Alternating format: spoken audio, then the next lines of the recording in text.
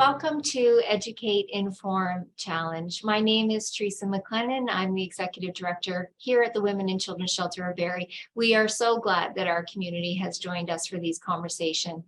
As you know, the focus of our show is really to talk about the lives and experiences of women. Of course, we do talk about women who've experienced violence and human trafficking, their stories of abuse. We also like to showcase women in business, politics, women who are making a difference in their community, who are also creating mentorship and leadership for other young girls and women. And so we really appreciate that you come alongside us in this journey. And we always hope that our show will educate, inform, and challenge. Before we begin, we do want to thank our Indigenous community. We thank you so much for allowing us to have these conversations on these sacred territories and lands. We thank you so much for just permitting us to share in this space. So thank you. So I am thrilled to welcome my guest, Brandi, today. She is a woman in our community who is important for all of us to know and to recognize. Her contributions at so many levels is so important. And so we're going to get to know Brandi Ferenc more, and she's going to tell us a lot about her, but she has a designation that I think is going to be very intriguing. We're hoping for young girls and women who are watching today. So welcome, Brandi. So excited that you have joined us today. Thank you so much. It's great to be here. Yeah. So I know that you wear multiple hats, Brandi. So why don't you just help our viewers get to know you a little bit more? Tell us about all the hats that you wear. I have a lot going on, and I love all of it. First and foremost, I'm a 313A refrigeration mechanic and gas fitter 1. So basically that translates to I'm an HVAC mechanic, and I have been for almost 2 decades now. I also teach my trade, HVAC part-time at Georgian College. And I work for a charity called Support Ontario Youth as a mentor for female apprentices, as well as a technical mentor for apprentices that are in my trade, so 313 apprentices. And most recently this year, I decided with all of my free time, I would start my own business. And so now I'm the owner of Fair Trade's Toolbox as well. Incredible. And there's so much more that I know I'm going to be learning about you today too. So this is just going to be a great conversation. So I want to say congratulations to you on being awarded as one of Canada's most powerful women in 2022 in the skilled trades category. That is an incredible achievement and recognition of who you are and what you've achieved, right? So walk us through, my goodness, all the details about that, how that came to be, and just the significance of that. Thank you so much. Never when I started this journey in the skilled trades did I ever think that a lot of this would be possible, let alone winning such a prestigious award. The process started, I would say, early in 2022. I had someone reach out to me who was an alumni at Conestoga College, where I had taken years before a Women in Skilled Trades program. And but I didn't know her personally, which makes it all that much more heartwarming. So she reached out to me about this award, and I was nominated for this award. And part of that process, it's actually a fairly lengthy process, which I was a little intimidated by when I went on the website and looked. It really seemed more of like an executive award, doctors that were making all of these incredible changes in their field, CEOs. And I just thought, like, I don't fit into any of these categories. But, you know, really the award focuses on women that are trailblazers in their fields. They're also supporting and making room for other women to come up beside them and just continuing to blaze that trail. So I went through the entire process, and it was around July. We weren't allowed to tell anyone, but I found out I won the award early in July of 2022. So they had an awards gala, and to say, as a skilled tradesperson that spends her days in steel-toed boots most of the time, would have saw herself at an awards gala in a fancy dress and amongst all these other incredible women. Again, I'm still really trying to absorb it all. And I think it's very powerful to put a whole bunch of women in one space that share this common title, and you really feed off of that energy. And I think it's one of the main reasons why it really gave me the courage to start my own company and realize that, this is just the beginning for me. It's not like an end award. And it gave me that courage to move forward and decide I want to do so much more for women and the skilled trades and changing the culture of, unfortunately, my industry is still very male dominated and archaic in a lot of its beliefs. So yeah. It's just incredible. And we're going to unpack a lot of what you've just said, that historical male dominated profession, right? And what I love hearing you talk about is just being in that room filled with influential women. And what I also would gather is that, yes, it's a competition. You were nominated for it and you're competing against other women in that category, but still a sense of women supporting women, right? And so even women who may not have been successful this round, still a sense of camaraderie and just really wanting to support women in skilled trades, women to be recognized for their contributions, right? Which I think is something very special about how women support women and that movement that's happening, right? So congratulations to you again. It is just really, really incredible, right? So yeah. Let's drill it back a little bit here. So why is it important for women to consider the skilled trades? For me, it was a second career. And looking back, my parents really pushed me into the university pathway post-secondary, which I did pursue, but I wasn't very happy. So this is a second career for me. I didn't even get into it until my early 30s. And, looking back now, I was looking for a career where I could have financial independence. I wouldn't be replaced by technology. And we were in the early 2000s then, and I wanted pay equity. And let's face it, even today, there still is there's so much gap with the genders, right? For the same roles, which I find really disheartening. So, kind of combining all those things and that I didn't want to sit at a desk. I was someone that was more active. You may see that here today. It's hard for me to sit still. And really, I kind of figured out where I wanted to go by just kind of looking at what I didn't want to do and the things I needed. And it was really a no-brainer. What was surprising, however, was the barriers involved even to get into the skilled trades. But as a female now, and I know I've got 20 years, I look back and I think, these are real life transferable skills. I've got a little place up north on the lake that's off the grid, and I do all my own work up there. I'm not a plumber, but I'm now comfortable using tools and figuring things out. So, I'll change out a sink or a toilet or whatever it may be. And just having that confidence to even have a conversation with my car mechanic.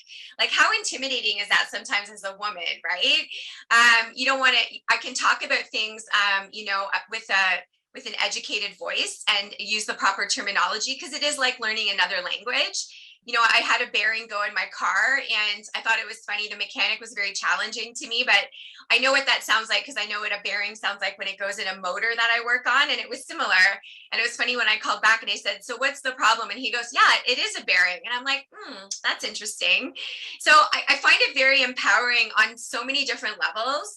And I really feel like since we're kind of losing, we have that skilled trades gap, we have to look to the other 50% of the population to fill these roles now, and we're more than capable. Absolutely, right. And oh my goodness, I love everything that you've just said. And I don't know anything about, I don't have an education about mechanics in any way, skilled trades. But even there's lots of men who don't either. There always is an assumption that because you are a man, that you know about mechanics, that you know about these things. I know lots of men who don't, and I don't either. But as we get, as we live longer, we have life experiences, we can learn things and we can know things. I just always hope that as a woman, that I'll be treated with respect when I'm saying, this is what I'm hearing, let's say in my car. And could it be this? You know what I mean? Just because of what I've heard or learned or whatever throughout my years, right? Doesn't mean I'm right, doesn't mean I know, but value my thoughts about what that could be, right? And you, on top of, where I come from, in not knowing, are an educated woman that has a whole lot more experience to add to those conversations, right? But still having folks in the community take us as what we're saying is valid is still a bit of an uphill climb in certain professions, for sure. You know what I mean? Absolutely. Yeah, absolutely. Right. So I just think it's amazing. Right. And so you have this incredible career, that a complete career shift into the skilled trades. And would you say that there are more young girls and women that are considering the skilled trades now, or do we still need to do quite a bit of work to provide education to them about the greatness of that? I really find in the past couple of years, like recruitment has gone through the roof. Lots of women in skilled trades events. Where we're seeing the problem is completion rates and retention, and that speaks to the culture of the industry, which is a big part of my mission with Fair Trades Toolbox, to work with employers and industry leaders to really change that culture to make it more inclusive for women and equity deserving groups. Like you said, the job doesn't speak. We need to remove the gender from the job. We need to find the best talent for these positions, right? Regardless of taking people at face value anymore. And that's a big problem in the skilled trades industry. Yeah. And so we're going to talk a lot more about that, kind of the barriers that you've experienced, and for women, young girls that are considering a shift change in their career, or, this is what I want to do, what things they can expect in terms of some of those barriers, right? So we will talk about that when we come back from the commercial. I'm interested in something that you said, though, just leading us into the commercial, about pay equity.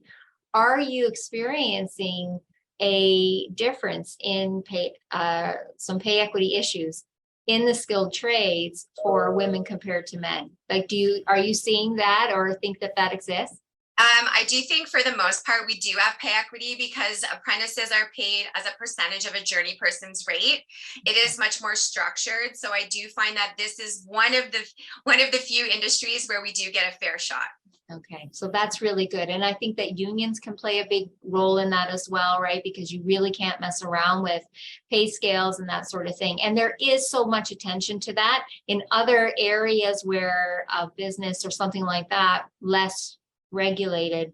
I think we're seeing more discrepancies in terms of pay equity, right? So anyway, great conversation. There's so much that I want to unpack, right? Just about your journey and really how we break down some of these barriers so that we can, as women, choose whatever career it is that we want to be involved in and seek out the qualifications to get us there, right? So for our wonderful viewers, please stay with us, and we're going to get to know Brandi more. And we really hope that this conversation is going to be encouraging and provide an education to young girls and women who are watching today. And we hope that this is going to maybe light a fire in thinking, yes, I can be involved in the skilled trades. There's a need, and I can do it, right? And so stay with us. We're going to take a very short commercial break, and we will be right back.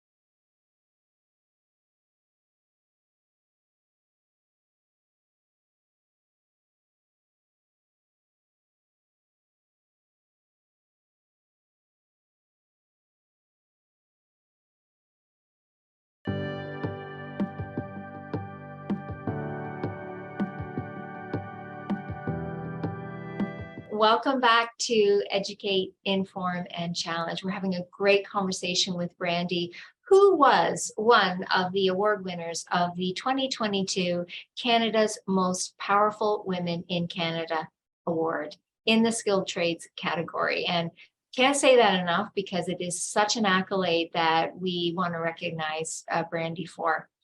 So we've been talking about Brandi's journey in the skilled trades, and we want to dive a little bit into some of those early days and the barriers that Brandi experienced. And this is to provide an education for our men and women viewers, so we can try as a community to create change. So Brandi, when you began your career in the skilled trades, talk to us about some of the barriers, just the environment that you were walking into. Talk to us about what that experience was like for you. Yeah, I mean, initially in these days, we didn't have the advent of social media. So I actually was assuming there was a lot of women out there. I never once thought I would be a minority, but one of my first big jobs was 300 guys on a construction site and me. So yeah, to say it was intimidating would be an understatement. It was very much, it's a mixed bag, I guess, for lack of a better term, but as a high level overview, you are definitely faced with different forms of, verbal harassment. In some cases, unfortunately, there can be some form of physical harassment as well. And unfortunately, moving forward sexually. So it's kind of, I think being as a second career and being in my early 30s, it was advantageous to me. I don't think I really would have survived at that time in my early 20s. I don't think I had the life experience or the skin for it. But the most disheartening part is culturally, it really hasn't changed. I wouldn't say that much. So that's where we have a lot of work to be done, and it is still very much the old boys club. And I think culture is such a hard thing to change in any industry, and it does have to come from the top down. Leadership really sets the tone. And, there's just so much to be done on that front. There's so many good women out there that are doing good work, and we're really trying to make an effort. But like I said, it's not getting people interested in the trades, but it is getting even women and equity deserving groups. So there wasn't even a lot of, culturally different people on job sites. It was a white man's world. And I hate to say it like that, but that's the truth of the matter. Yeah. So, and they face their own forms of discrimination as well. So it's a difficult thing, but yeah, as bad as people think it might be, you can check all of those boxes off. Yeah. Yeah. And that's the reality. For so many women walking into more typical male professions, right? And there's a culture that has been allowed to continue. And I'm going to assume you were one woman working with 300 men on the site, that there weren't women leaders in positions saying, we will stop how we are welcoming women into this profession and how we're welcoming them to the team.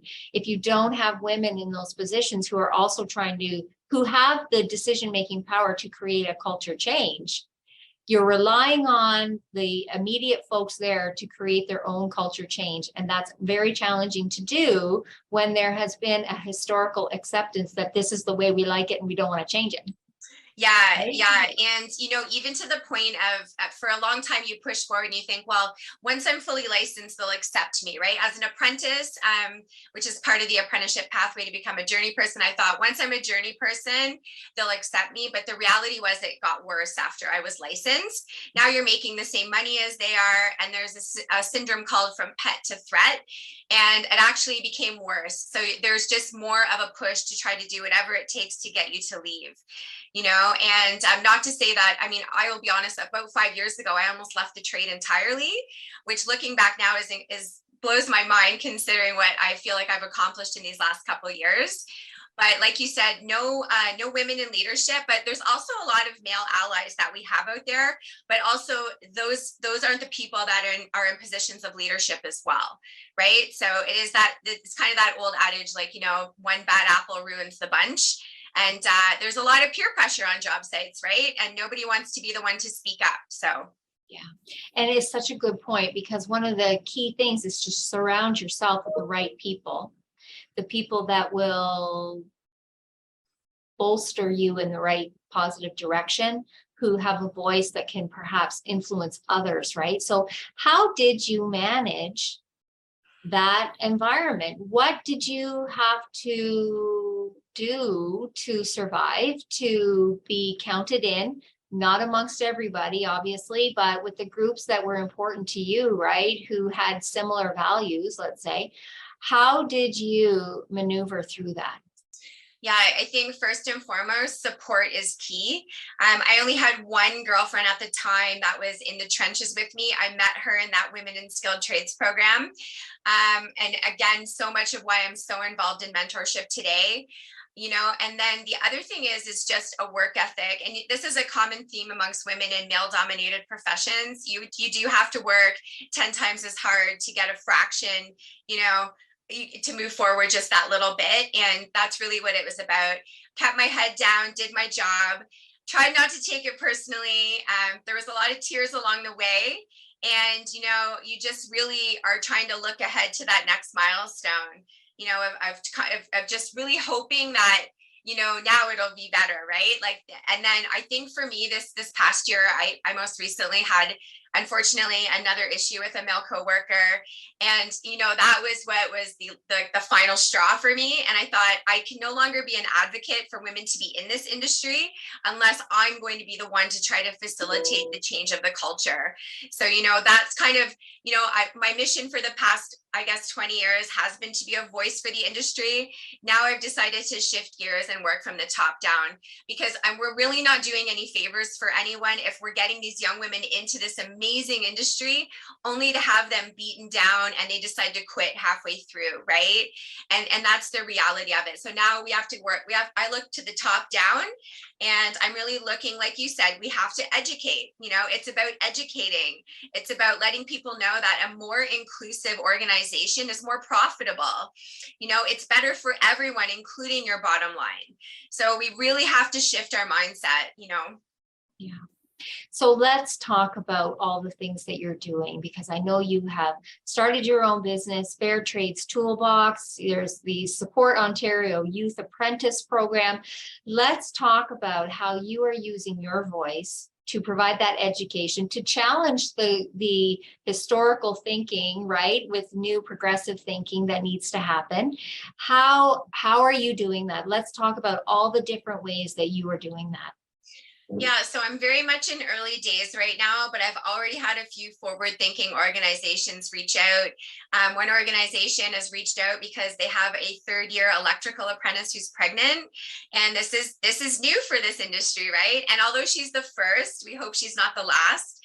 So we're helping to develop policies and procedures and put systems in place to support her through her pregnancy. What happens on the later stages? Can she wear a harness? What's considered light duty? And then how do we bring her back? Because she's valuable talent to this company. So how do we support her as a new mom, right? Do we need extra facilities on job sites, somewhere for her to pump, special provisions, coolers to store milk in, right? I mean, we need to support her when she comes back. So this is really just the tip of the iceberg. Also, early in September, I'm going to be hosting a town hall with the same company, and they're anonymously going to allow their male members to really ask those uncomfortable questions. And at this point in my career, you really can't offend me with anything because I've heard it all and seen it all. So I think that's important. Like, we can't be afraid of having the conversation because you're worried about offending someone or making a mistake. We need to have open dialogue. So that's one of the other things that I'm going to be helping this company with. It's a very much tailored process, but conversations, education, support systems, as well as some crisis management. I really think there's a lot of work that's to be done, but I know we can make the difference together. I think that's incredible because, I think that businesses, I think there is a push that they know that they need to be inclusive, right? That they need to be thinking about equity, diversity, and inclusion and their work environments. We work from a trauma-informed lens here and do training with businesses about how do you become a trauma-informed workplace. And we hope that they adopt that, right? But to be able to have raw conversations nothing is off the table, ask the question to create movement and change, I think is absolutely phenomenal. So I want to talk also, just making sure that folks know about the business, right? Fair Trade's Toolbox and just what that is, because we believe it or not, we've got 5 minutes, less than 5 minutes left again. Let's talk about Fair Trade's Toolbox. Yeah, really my mission is to change the culture of the skilled trades industry. So I'm learning to navigate new political avenues. I'm trying to network with industry leaders and forward-thinking employers. And really my goal is, I believe in the next 5 years, employers that are willing to, you know, expand their vision and open their minds, they're going to be the ones at the forefront, and they'll be the ones that are going to have that talent. Right now, it's an employee market. You know, employers are really desperate for skilled trades bodies, and people are going to start making educated choices on where they want to work based on a company's reputation. You know, and I think that's the big goal of Fair Trade's Toolbox, is to be out at that forefront to help these people have the uncomfortable conversations. And, you know, and I applaud those employers that have already started reaching out to me in order to have those conversations. Like you said, nothing can be off the table. And I really think that with someone with 20 years experience as a female in the skilled trades industry, I currently represent less than 0.4% of my trade is female. And that stat hasn't changed since before 2016 was the last time I saw that stat. It's unbelievable, right? So it's really time to start changing that. And I feel like I'm in a perfect position to do that. It's incredible. The work you're doing is absolutely amazing. It's so forward thinking, it's creative, it's out of the box, it's in the box, it's all those things. So, okay, we've got about 2 minutes left. I want to make sure that people know how to get a hold of you first and foremost, because I would think if you're a business owner who's watching today and you're like, I want in on that because I want to make sure that I'm being inclusive, and we know that there is a need for employees. Why not be considering how you create an environment that is welcoming to women to come and work, right? So how do people get a hold of you, Brandi? What's the best way? There's lots of ways, but my website, fairtradestoolbox.com. You can Google my name. You can find me on LinkedIn. I am fairly Googleable. So yeah, there's lots of ways to reach me. My contact info is on the website as well. And yeah, I'm inundated on social media with messages in my inbox. So I'm open to any conversation. Thanks so much for having me. My goodness, the pleasure is all mine. And I just know that there's going to be young girls, women, who are watching who are going to be inspired by you. And I also hope that for our male viewers, that there's a learning that happens just about the experience for women in the skilled trades. And not just the skilled trades, so many professions, right? But the skilled trades in particular.